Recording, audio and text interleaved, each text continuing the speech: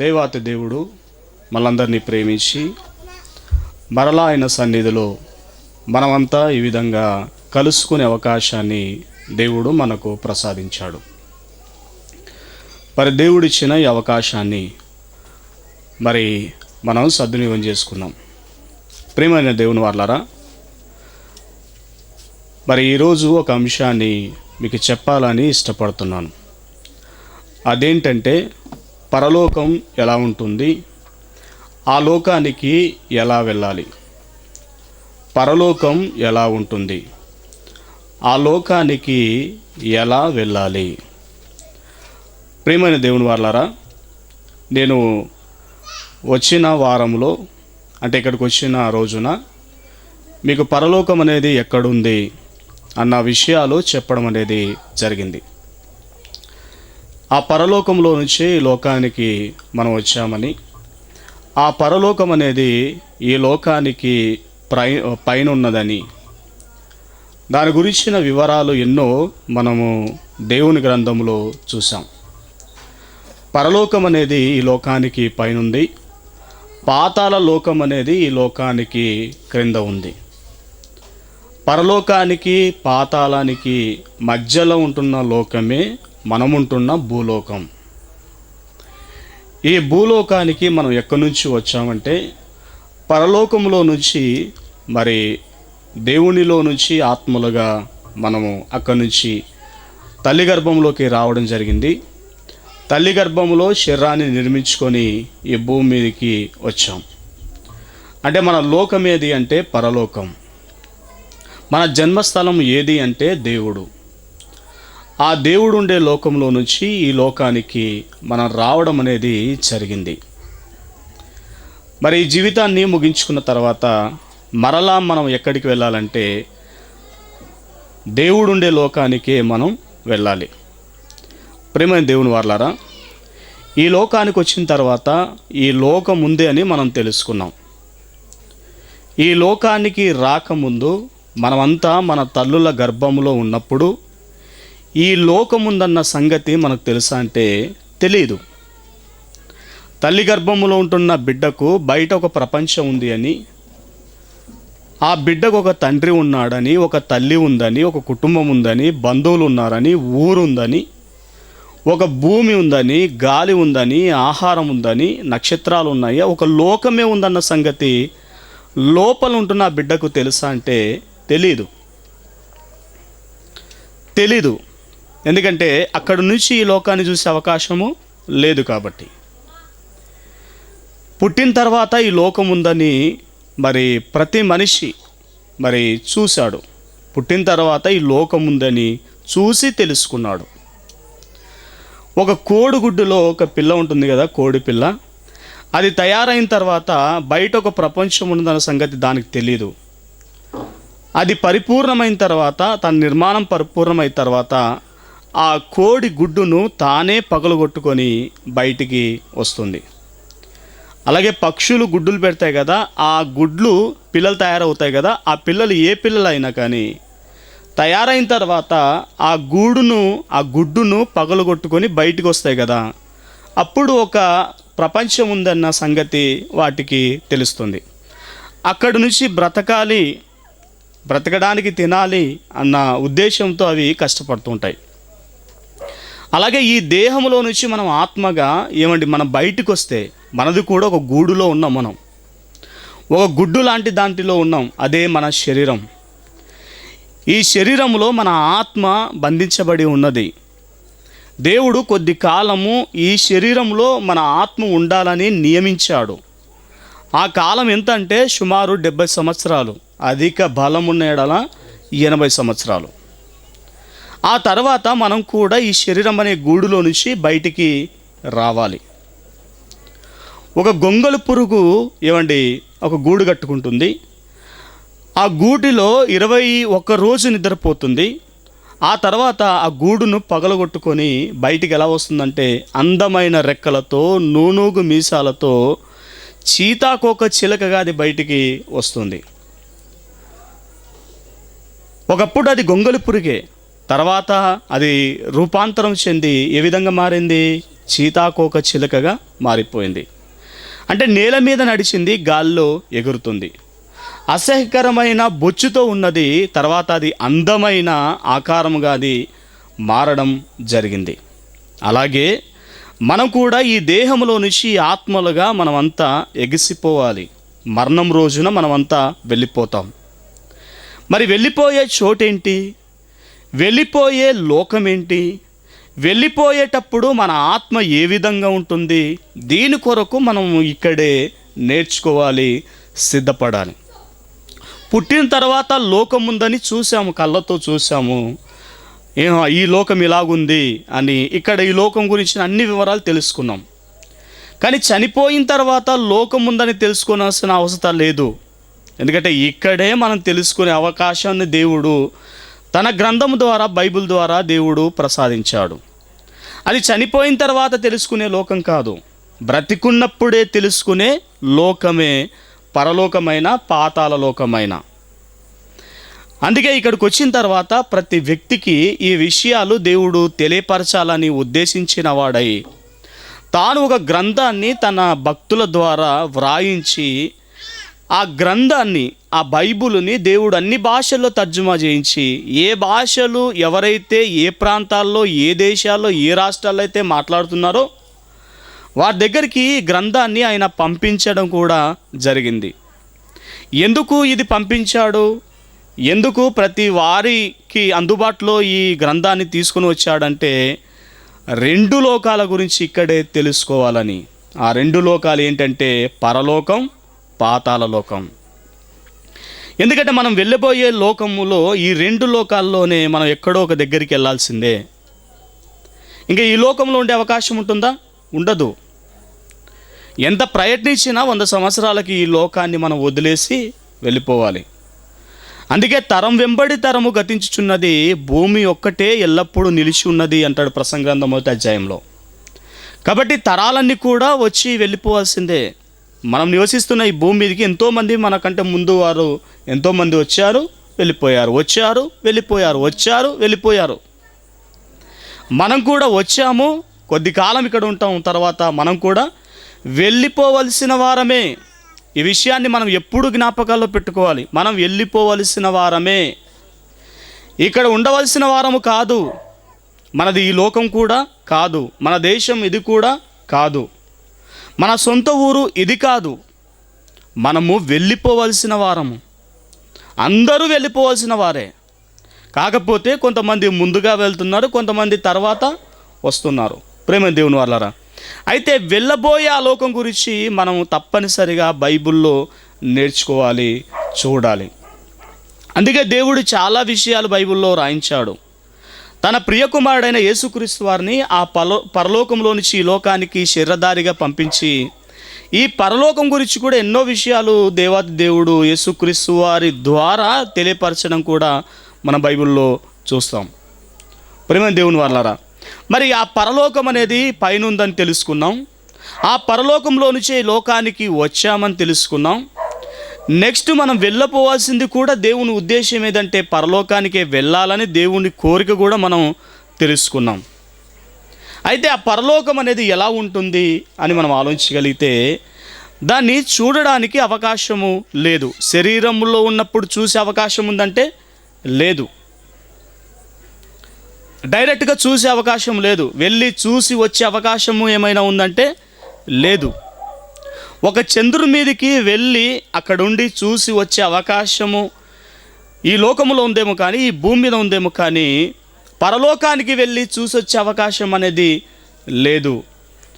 మరి పరలోకం అనేది వెళ్ళి చూసి వచ్చే అవకాశం లేనప్పుడు ఆ పరలోకం అనేది ఎలా ఉంటుందో మనం ఎలా తెలుసుకుంటాం అన్న ప్రశ్న మనకు రావచ్చు. కానీ తెలుసుకునే అవకాశం అనేది ఉన్నది. ఎలా అంటే దేవుని గ్రంథ ప్రకారంగా. ఎలా తెలుసుకుంటాం మనం? దేవుని గ్రంథ ప్రకారంగా. దేవుడు దాని గురించిన వివరాలు బైబిల్లో వ్రాయించాడు. ప్రేమ దేవుని వాళ్ళరా, కనుక ఏమండి చూడని దాని గురించి మనం ఆలోచించి తెలుసుకోవచ్చు అంటే తప్పనిసరిగా తెలుసుకునే అవకాశం ఉంది. ఇంకా అలా తెలుసుకోవడానికి ఎక్కువ సమాచారం మనంతా నేర్చుకోవడానికి బైబిల్ మనకు ఆధారంగా ఉన్నది. అందుకే యోహాను సువార్త 5:39 యేసుక్రీస్తు వారు ఒక అద్భుతమైన మాట అన్నారు. ఈ సందర్భంలో మనం చూద్దాం. యోహాను సువార్త 5:39 లేఖనముల యందు మీకు నిత్య జీవము కలదని తలంచుచు వాటిని పరిశోధించుచున్నారు. పుట్నోట్లో పరిశోధించుడి అనే మాట మనకు కనబడుతుంది. అంటే లేఖనముల యందు ఏముందంట? నిత్య జీవము కలదని. అంటే లేఖనాలంటే ఏంటి? బైబిల్లో ఉన్న పుస్తకాలు కదండి, వాక్యాలు, వచనాలు, అధ్యాయాలు, ఇవన్నీ. ఈ లేఖనముల యందు ఏముందంట? నిత్య జీవము కలదని అంటాడు. చూడండి, అంటే లేఖనముల యందు ఏముంది? నిత్య జీవం. నిత్య జీవం అంటే పరలోకం. పరలోకానికి సంబంధించిన విషయాలన్నీ లేఖనాల్లో ఉన్నాయి. వాటిని నిత్య జీవం ఉన్నదని తలంచుచు మనం ఏం చేయాలంట? పరిశోధించాలి అన్నాడు. పరిశోధిద్దాం. మనం ఖచ్చితంగా పరిశోధించి తెలుసుకోవాలి. లేఖనముల యందు ఏముందంట? నిత్య జీవం ఉంది. అంటే లేఖనముల యందు పరలోకం అనేది, దాని గురించిన పూర్తి వివరాలు ఉన్నాయి. ఆదికాండం నుంచి ప్రకటన గ్రంథం వరకు.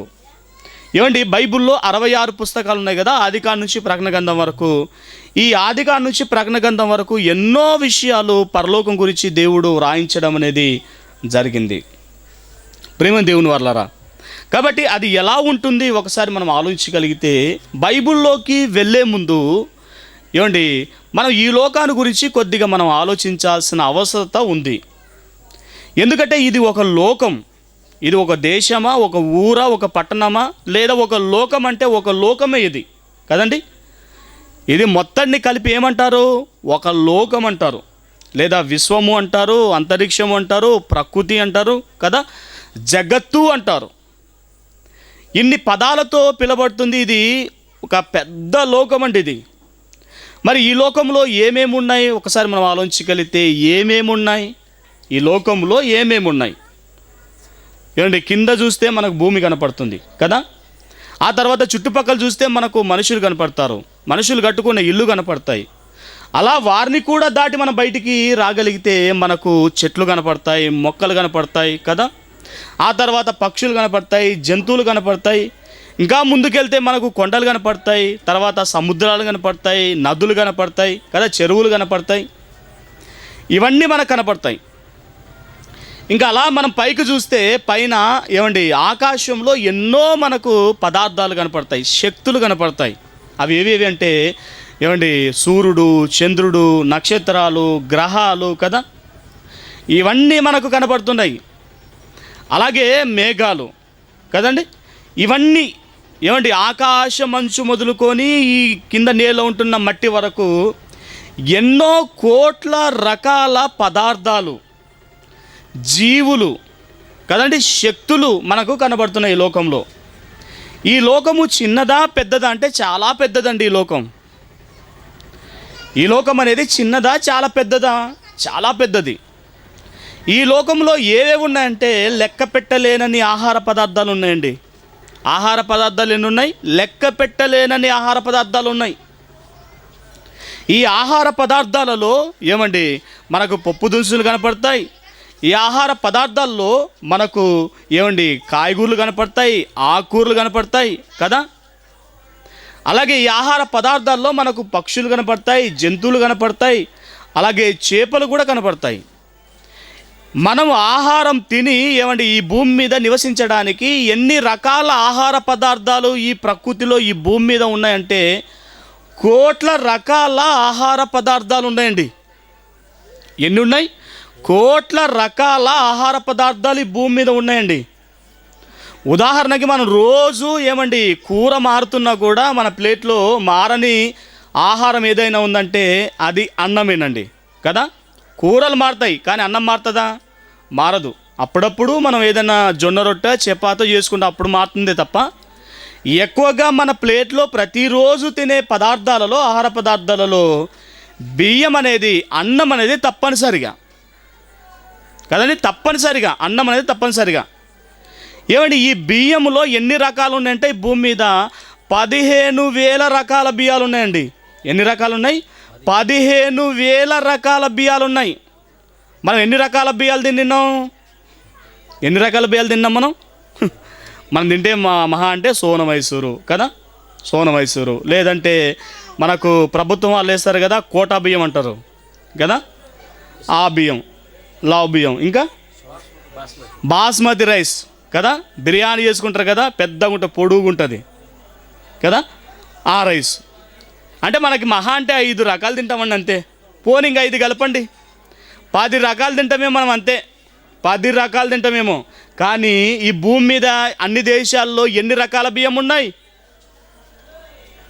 10 రకాల బియ్యం కాదు, 1000 రకాల బియ్యం కాదు, ఏమండి 10,000 రకాల బియ్యం కాదు,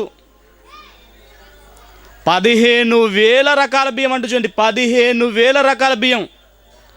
అసలు దినము ఒక బియ్యము సంచిని మనం వండుకుంటే, ఒక్కొక్క పూటకు ఒకటి వండుకుంటే కూడా జీవితకాలం కూడా మనం ఎన్ని రకాల బియ్యమును వండుకొని తిని బ్రతికి చనిపోలేని పరిస్థితి. అంటే కొన్నిటిని మిగిల్చి మనం వెళ్ళిపోవాల్సి వస్తుంది.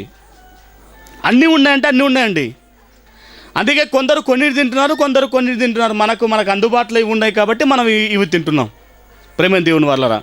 ఇక అరటిపళ్ళు తింటాం కదా, అప్పుడప్పుడు ఏం తింటాం మనం? అరటిపళ్ళు తింటాం కదండి, బాగా మనకు తెలుసు కదా, 3 వైపులు ఇలాగ తొక్క తీసుకొని తింటాం కదా. అరటిపళ్ళు ఎన్ని రకాలు తింటాం మనం? 2 రకాలు 3 రకాలు అంతే కదండి. చుక్క అరటిపళ్ళు అంటారు, చక్కెర గెల అంటారు, నార్మల్ అరటిపండు అంటారు. 3 తింటాం మనం, 3 రకాలే. కానీ ఈ భూమి మీద అన్ని దేశాల్లో ఎన్ని రకాల ఏమండి ఈ అరటిపళ్ళు ఉన్నాయి తెలుసండి? 500 రకాల అరటిపళ్ళు ఉన్నాయండి. ఎన్ని వందలు? 500 రకాలు. అసలు ఇవన్నీ మనం ఎందుకు తెలుసుకుంటున్నాము?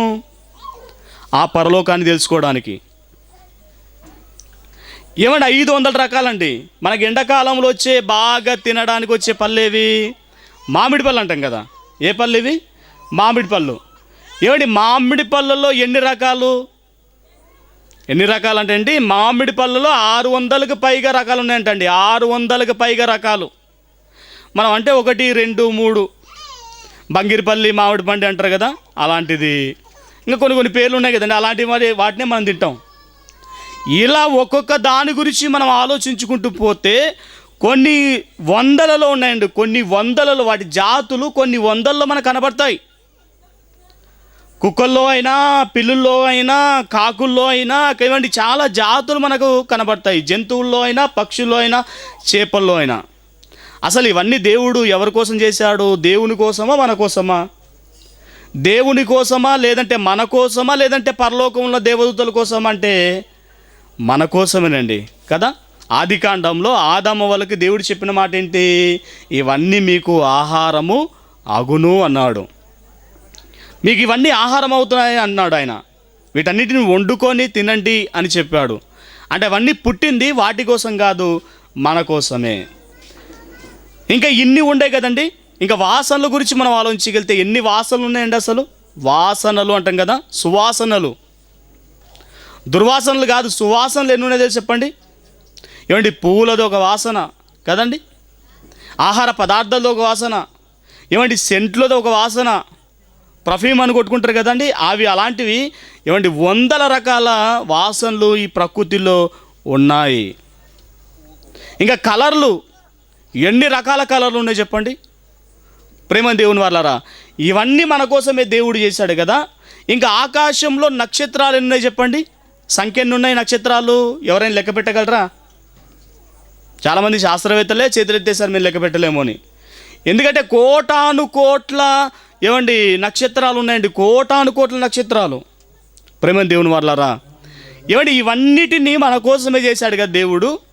మనం ఎంతకాలం ఉంటామని ఇవన్నీ చేశాడు దేవుడు? ఇక్కడ అసలు ప్రశ్నకు వస్తున్నా, ఎంతకాలం ఇక్కడ ఉంటామని ఇవన్నీ చేశాడు దేవుడు? ఎన్ని సంవత్సరాలు ఇక్కడ ఉంటాం? ఈనాటి కాలంలో ఎన్ని సంవత్సరాలు ఉంటామంటే 100 సంవత్సరాలు అంతే కదండి. ఈనాటి కాలంలో ఎన్ని సంవత్సరాలు ఉంటాం? 100 సంవత్సరాలు. అదే పూర్వకాలంలో అయితే అండి, బైబుల్లో ఎక్కువ సంవత్సరాలు బ్రతికిన వ్యక్తి ఒక ఆయన ఉన్నాడు, ఆయన మెతుసెల గారు. ఆయన ఎన్ని సంవత్సరాలు బ్రతికాడంటే 969 సంవత్సరాలు బతికాడు ఆయన. 969 సంవత్సరాలండి. అంటే 1000 సంవత్సరాలు బతికే అవకాశము ప్రారంభ కాలంలో ఉన్నది. దాన్ని మానవులు అక్రమాలు చేస్తూ చేస్తూ తగ్గించుకోవడం అనేది జరిగింది. అంటే 1000 సంవత్సరాలు బ్రతకడానికి, ఈనాటి కాలానికి వచ్చేసరికి 100 సంవత్సరాలు బ్రతకడానికి ఇన్ని కోటానుకోట్ల రకాల ఆహార పదార్థాలు, పక్షులు, జంతువులు, కలర్లు, వాసనలు, రుచులు, ఇంకా నక్షత్రాలు, వీటన్నిటిని దేవుడు కలిగించి ఇక్కడ పెడితే ఈ లోకము బాగుందంటారా బాగలేదంటారా చెప్పండి? చాలా అద్భుతంగా ఉంది కదండి. ఈ లోకం చాలా గొప్పగా ఉంది.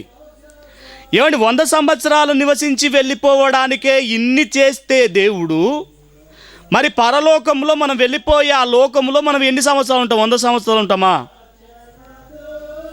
ఆలోచించండి. 100 సంవత్సరాలు మనం ఉంటామా? ఎక్కువ సంవత్సరాలు ఉంటామా? 100 సంవత్సరాలు కాదు, 1000 సంవత్సరాలు కాదు, 1,00,000 సంవత్సరాలు కాదు, 10 లక్షల సంవత్సరాలు కాదు, 1,00,00,000 సంవత్సరాలు కాదు. అసలు మనం లెక్కలు చెప్పకూడదు. ఎందుకంటే అక్కడ నిరంతరం ఉంటామండి. పరలోకములో ఎంతకాలం ఉంటాం? మనం నిరంతరం ఉంటాం. 100 సంవత్సరాలు ఇక్కడ నివసించి వెళ్ళిపోవడానికే దేవుడు ఇన్ని ఏర్పాట్లు చేస్తే, ఇన్ని ఆహార పదార్థాలు చేస్తే, ఇన్ని రంగులు చేస్తే, ఇన్ని రుచులు చేస్తే, ఇన్ని వాసనలు చేస్తే, అన్నీ లెక్క పెట్టలేని కోటానుకోట్ల సంఖ్యలోనే ప్రతిదీ ఉందండి. కోటానుకోట్ల సంఖ్యలో ఇవన్నీ చేసి దేవుడు పెడితే 100 సంవత్సరాలు ఉండి వెళ్ళిపోయే దానికే దేవుడు ఇంత అద్భుతంగా లగ్జరీ కలిగిన ఈ లోకాన్ని దేవుడు సిద్ధపరిచి మనకు అనుగ్రహిస్తే, మనము రాబోతున్న ఆ లోకానికి దేవుడు ఇంకెంత హంగులు ఆర్భాటాలు చేసి ఉంటారు. ఒక్కసారి ఈ లోకాన్ని బట్టి ఆ లోకాన్ని అంచనా వేసుకోండి. ఈ లోకాన్ని బట్టి ఆ లోకానికి మనం అంచనా వేసుకుంటే దీనికంటే చాలా కొన్ని 100 రెట్లు గొప్పగా ఉంటుంది లోకం. అది అవునా కాదా? అవునండి. ఈ లోకం కంటే ఆ లోకం చాలా 100 రెట్లు ఎక్కువనే ఉంటుంది.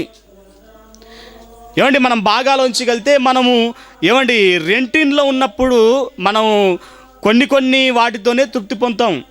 మనము సొంత ఇంట్లోకి వచ్చిన తర్వాత మనం ఏది కొనుక్కోవాలన్నప్పుడు కొనుక్కొని మనం ఇంట్లో పెట్టేసుకుంటాం. ఎందుకంటే సొంత ఇల్లు కాబట్టి. అంటే సొంత ఇంట్లోనే ఎక్కువ వస్తువులు మనం పెట్టుకుంటాం, అద్దె ఇంట్లో ఎక్కువ వస్తువులు పెట్టుకోము. సొంత ఇంటి కొరకే మనం ఎక్కువగా కష్టపడతాము, అద్దెంటి కొరకు మనం అసలు కష్టపడం. మరి సొంత ఇంటి కొరకే మనం ఈ విధంగా కష్టపడితే, మనది కూడా సొంత లోకం కదా, మన సొంత ఊరు కదా, దేవుడు అక్కడికే మనలందరూ రావాలని కోరుకున్నాడు కదా. అక్కడికి వెళ్ళిన తర్వాత ఇది బాగోదు అని మనతో అనిపించుకుంటే ఏమైనా బాగుంటుందా దేవుడికి? దేవా ఇది బాగలేదు, అది బాగలేదు, ఆ విధంగా ఏమైనా ఉంటుందా? పరలోకం బాగా ఆలోచించగలిగితే అసలు ఈ లోకంలోకి వచ్చిన తర్వాత మనకి ఇది బాగలేదు, అది బాగలేదు మనం చెప్పగలమా? లేదు. కొంతమందికి బెండకాయ నచ్చకపోయినా కూడా వంకాయ నచ్చుతుంది కదండి. కొంతమందికి సపోటా పళ్ళు నచ్చకపోయినా కూడా మామిడి పండు నచ్చుతుంది. ఏదో ఒకటి తప్పనిసరిగా నచ్చే అవకాశం ఉంది. 1, 2, 3, 4, 10 ఇవన్నీ ఇవి నచ్చదాన్ని పెట్టి అనొచ్చు, కానీ అన్నీ నచ్చేవి ఎక్కువ శాతం ఉంటాయండి ఈ లోకంలో. ప్రేమ దేవుని వాళ్ళరా, మరి పరలోకానికి వచ్చిన తర్వాత ఎంత గొప్పగా ఉండాలి అనుకుంటాడు దేవుడు? బాగా ఆలోచించగలిగితే ఆ పరలోకాన్ని చాలా గొప్పగా ఆయన సిద్ధపరిచాడు. ఒక మాట మన బైబిల్లోకి వెళ్ళి చూడగలిగితే, కొరింథీయులకు రాసిన 2వ పత్రిక 4వ అధ్యాయం. కొరింథీయులకు రాసిన 2వ పత్రిక 4వ అధ్యాయం చూడండి. 4వ అధ్యాయము 16, 17, 18 వచనాలు చదువుకుందాం. కొరింథీయులకు రాసిన 2వ పత్రిక 4వ అధ్యాయము 16, 17, 18 వచనాలు చదువుకుందాం. కావున మేము అధైర్యపడము, మా బాహ్య పురుషుడు కృషించుచున్నను, ఆంతర్య పురుషుడు దినదినము నూతనపరచబడుచున్నాడు. 17వ వచనం, మేము దృశ్యమైన వాటిని చూడక అదృశ్యమైన వాటిని నిదానించి చూచున్నాము గనుక. ఇక 18వ వచనం చూడండి, చాలా ప్రాముఖ్యమైనది. క్షణమాత్రం ఉండు మా చులకన్న శ్రమ మా కొరకు అంతకంతకు ఎక్కువైన నిత్యమైన భారమును కలగజేయుచున్నది. ఆ కింది మాట చూడండి, అందరు చూడాలి కింది మాట. ఏలయనగా దృశ్యమైనవి అనిత్యములు, అదృశ్యమైనవి నిత్యములు. దృశ్యమైనవి అనిత్యములు, అదృశ్యమైనవి ఏంటంట? నిత్యములు. అంటే దృశ్యమైనవి అంటే కంటికి కనబడేవి, అదృశ్యమైనవి అంటే కంటికి కనబడనివి.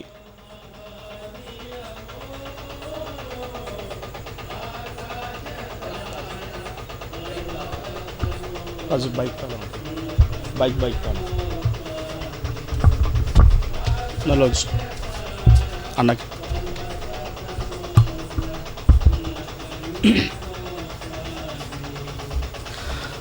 ప్రేమైన దేవుని వర్లారా, చూస్తున్నాం కదా, దృశ్యమైనవి అనిత్యములు, అదృశ్యమైనవి నిత్యములు. అంటే కంటికి కనబడేవి ఎల్లకాలం ఉండవు, ఇవి నిత్యమైనవి కాదు. అదృశ్యమైనవే నిత్యములు. అంటే మన కంటికి కనబడే ఈ లోకములో ఏది కూడా నిత్యంగా ఉండదు. కంటికి కనబడని పరలోకములో ఉన్నవన్నీ కూడా ఎల్లప్పుడూ ఉంటాయి అని ఇక్కడ పౌలు గారు చెప్తున్నారు. అంటే పరలోకములో ఉన్నవన్నీ నిత్యముగా ఉంటాయి, ఇది అనిత్యము. ఏమండి, అనిత్యమైన ఈ లోకాన్నే దేవుడు ఇంత గొప్పగా చేస్తే, ఏమండి, నిత్యమైన లోకాన్ని దేవుడు ఎంత గొప్పగా చేస్తాడు? మనం బాగా ఆలోచించాలి. చాలా గొప్పగా ఉంటుందండి పరలోకం. మనం ఎంత ఊహించినా కూడా దానికంటే ఇంకా ఎక్కువ రెట్లలో పరలోకం అనేది ఉంటుంది. ఆ పరలోకం అనేది సామాన్యమైనది కాదు. అసలు పరలోకాన్ని ఈ భూమి మీద ఉన్న ఏ ప్లేస్తో కూడా మనం పోల్చలేం, ఏ దేశముతో కూడా మనం పరలోకాన్ని పోల్చలేం. చాలా గొప్పగా ఉంటుంది పరలోకం, ఉన్నతమైనదిగా ఉంటుంది పరలోకం. అది అక్షయమైన లోకమని బైబిల్లో రాయబడింది. అది మహిమ కలిగిన లోకమని మనకు బైబిల్లో వ్రాయబడింది. అది వాడబారని లోకమని కూడా మనకు బైబిల్లో వ్రాయబడింది.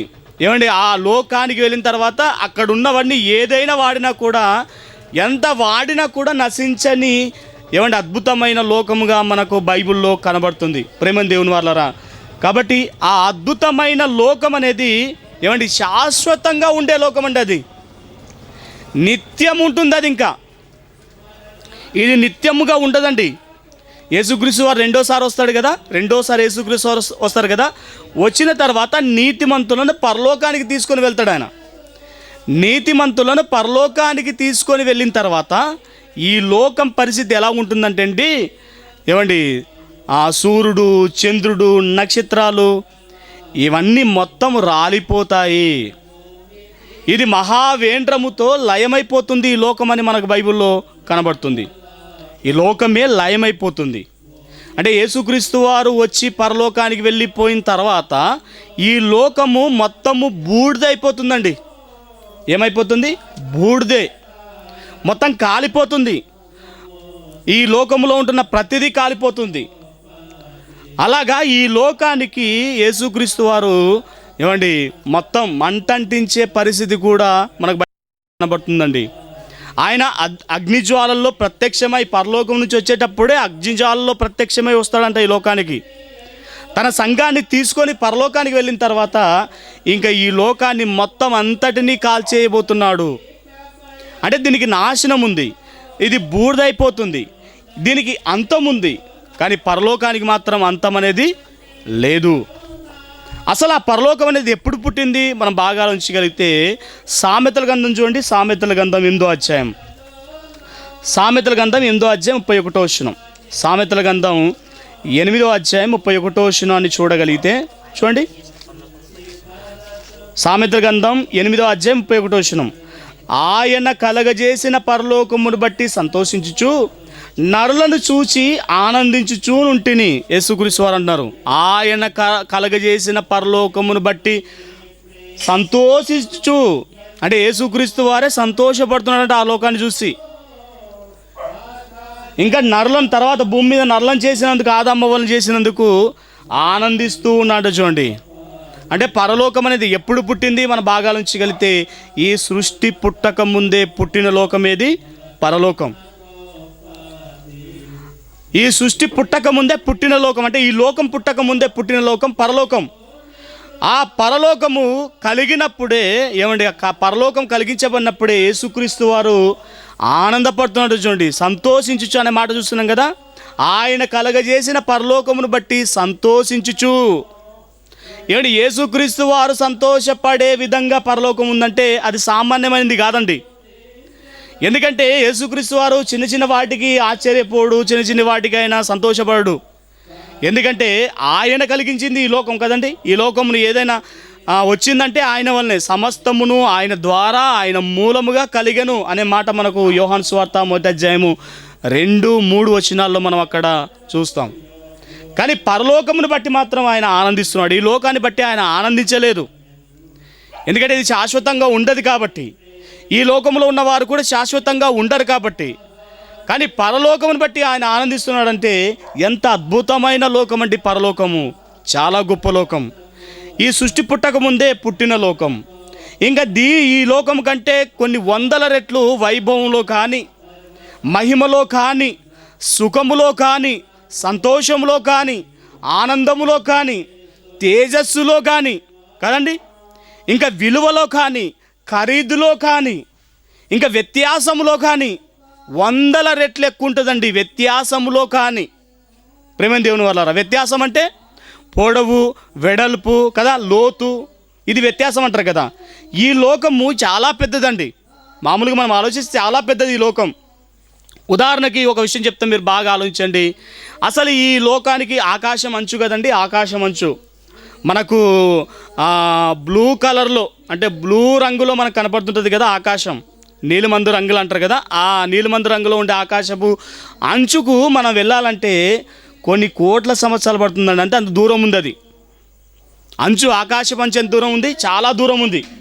మీకు ఉదాహరణకు ఒక విషయం చెప్తే, ఏమంటే సముద్రంలో దొరికే ఇసుకని తీసుకొని వచ్చి, సముద్రంలో దొరికే ఒక ఇసుకని తీసుకొని వచ్చి ఒక దగ్గర పోగేస్తే, ఏమంటే సముద్రంలోనూ, నదుల్లోనూ, వాగుల్లోనూ ఎక్కడెక్కడైతే ఇసుక దొరుకుతుందో అంత తీసుకొని వస్తే ఎంత ఇసుక అవుతుందంటే ఏమండి, కొన్ని కోట్ల లారీల ఇసుక అవుతుందండి కదా. ఈ కొన్ని కోట్ల లారీల ఇసుకని తీసుకొచ్చి ఒక దగ్గర పోగేస్తే, ఇంకొక విషయం చెప్తే, ఒక విషయం ఆలోచించగలిగితే, భూమినే మనం జల్లడబడితే ఎక్కువ శాతం భూమిలో దొరికేదంతా ఎక్కువ మనకు ఏ రేణువులు అంటే ఇసుక రేణువులే. మట్టిని కూడా మనం గాలిస్తే చివరికి మనకు పైకి వచ్చేది ఏది? ఇసుకనే. అలాంటి ఇసుక అంతా తీసుకొని వచ్చి దీన్ని తీసుకొని వచ్చి పెట్టడానికి కూడా ఈ భూమి సరిపోదు, ఆకాశంలో వేయాలి మొత్తం.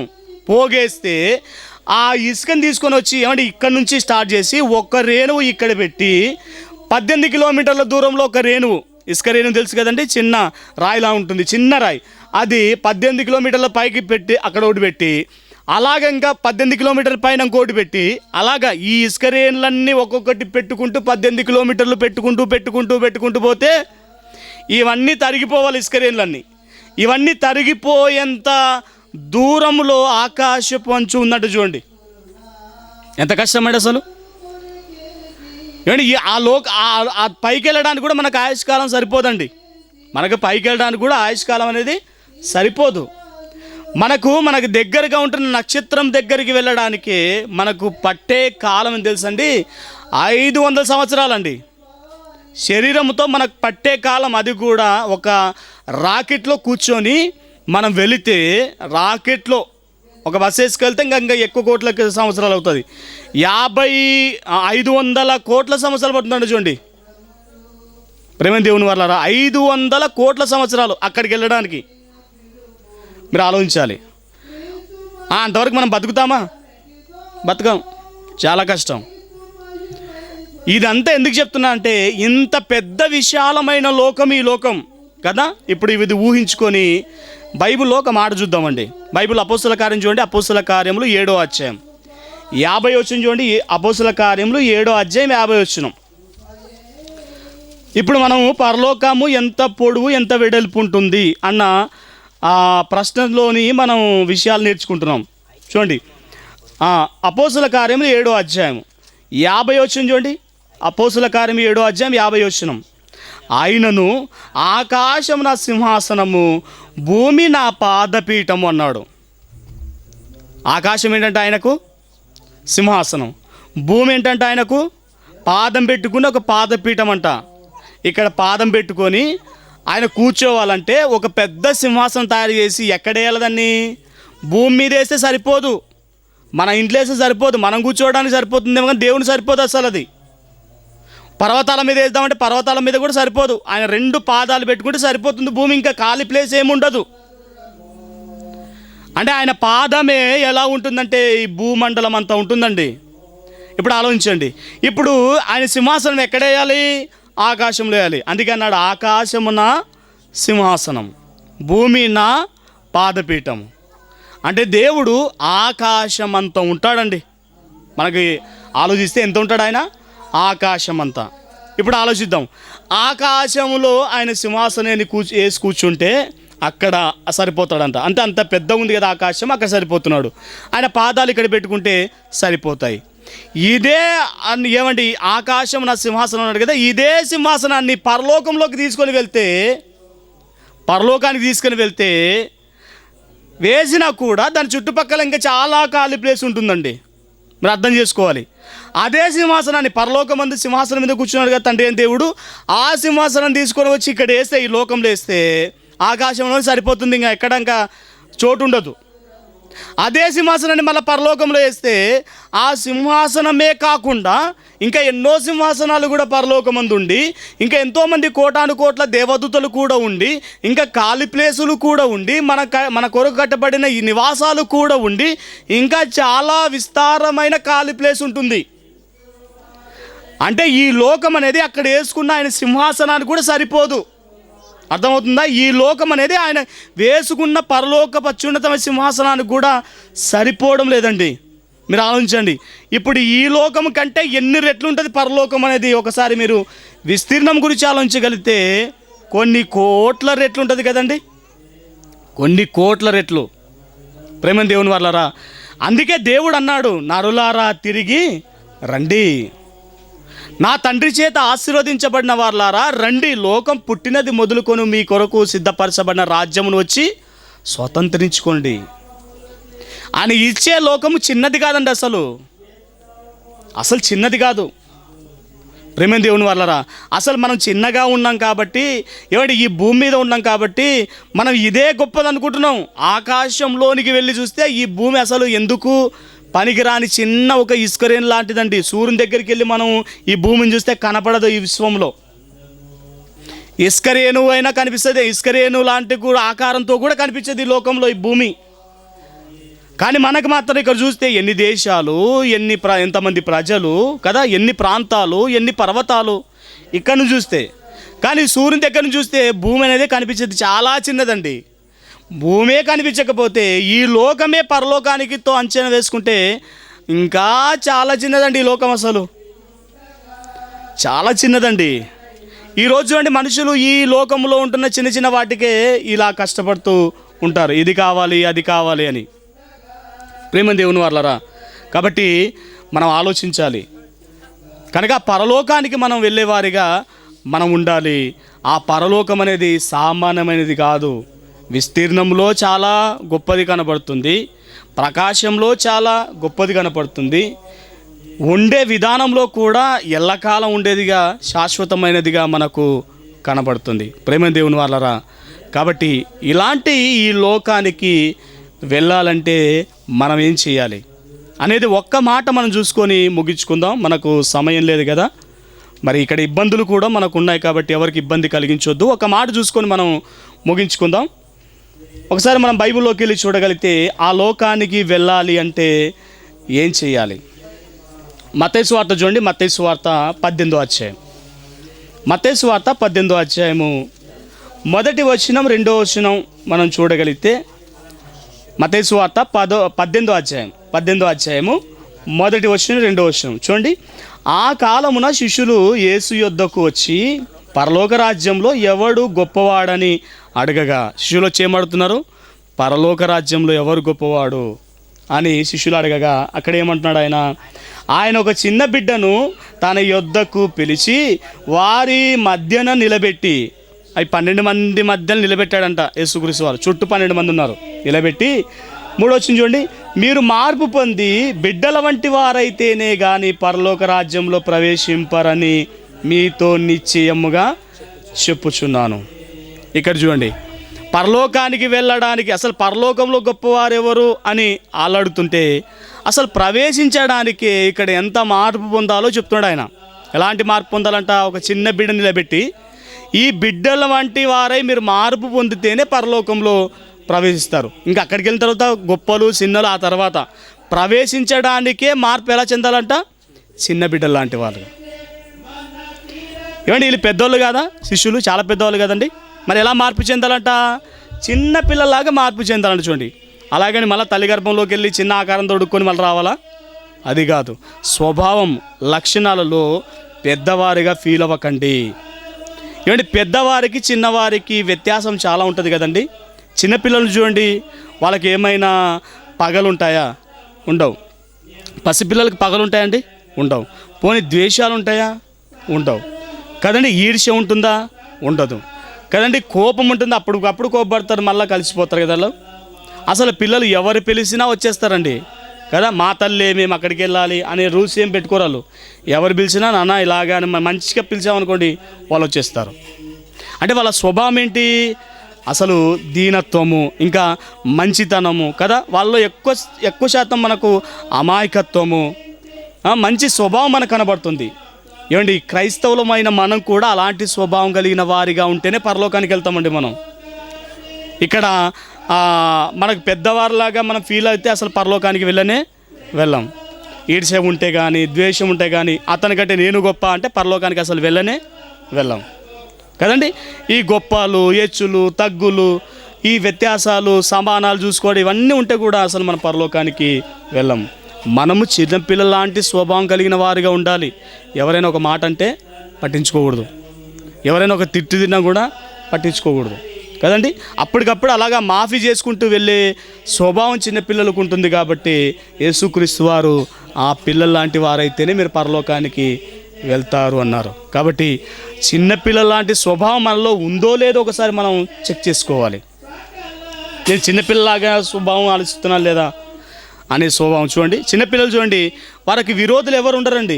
ఏ పిల్లలతో అయినా కలిసిపోయి ఆడుకుంటారు కదా. ముస్లిం పిల్లలతోనైనా ఆడుకుంటుంటారు వీళ్ళు. వాళ్ళ పిల్లలు వీళ్ళ పిల్లలతోనే ఆడుకుంటారు. అదే పెద్దలు చూడండి, వాడు ముస్లిం మనం దూరంగా ఉండాలి, వాడు క్రైస్తవుడు మనం దూరంగా ఉండాలి, వాడు హైందవుడు వాడు దూరంగా ఉండాలి. ఇంకా కులాల జబ్బు అంటే ఇంకా మామూలుగా ఉంటుంది కదండి. వాడు చిన్న కులంగా వాంతో నువ్వు మాట్లాడతావేంటి?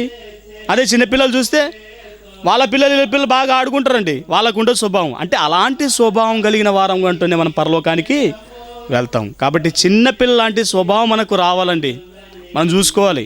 కాబట్టి మనం ఏమైనా ఇచ్చిపడుతున్నామా, లేదంటే డంబంగా ఉంటున్నామా, లేదంటే గర్వపడుతున్నామా, అందరికంటే నేను గొప్ప అని అనిపించుకుంటున్నామా, ఇవన్నీ మనం చూసుకోవాలి. చిన్నపిల్లల లాంటి స్వభావం కలిగిన వారిగా ఉంటేనే పరలోకానికి వెళ్తాం. ఆ లోకం ఎలా ఉంటుందో కొన్ని విషయాలు చూసాం, చాలా గొప్పది కనపడుతుంది. ఆ లోకానికి వెళ్ళాలంటే ఏం చేయాలి అంటే చిన్న బిడ్డల లాంటి మార్పు మనం పొందాలి. అలాంటి వారిగా మనమంతా ఉండుటకు దేవుడు తన కృపను సమృద్ధిగా మనందరి పట్ల విస్తరింపజేయాలని మనసారా కోరుకుంటూ నా మాటలు ముగిస్తున్నాను. ప్రార్థన